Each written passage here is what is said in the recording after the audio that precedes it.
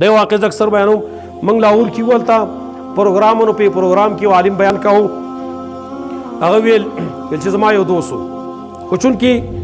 زما ښځه چې کومه نو د هغې ماشومانو تربیت یې ښه کړی و نو هغه ټیم کې دا ډش دا انټینې یې نوې نوې راوتې دا موبایل یې نه وي دا ډش انټینې چې وي نو دا ډېرې زیاتې عامې وي نو ویل زه ناست یم ما سوتن کې ویل هغه عالم بیان کې زما د دوست ماته ویل چې زما سوتن کې ناست یم او ما فلم لګولی دی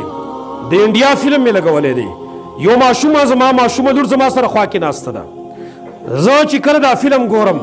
بې د بینې معافي په فلم کې خو نور څه نه وي خو دغه ګندګیانې ښیي که نه عشق معشوقي چلونه ښودل د زناکارۍ چلونه ښودل تور سرې بې عزته کول د هغې چلونه ښودل چېرته د نشو د تماشو او د ډاکو او د قتل و غارت د هغې چلونه ښودلي نور خو پکې څه نشته دی هسې ورته دوی انټرټینمنټ وایي دروغ وایي دا اټکس زباني تفریح نه ده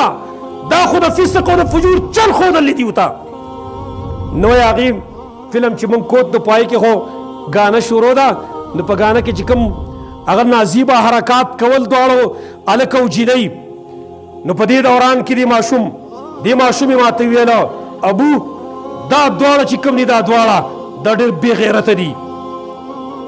ډېر بې غیرته یي دا چې د خلکو په مخ کې دی نازیبه حرکات کوي خیل ما ورته ویل چې بچیا ټیم کې زما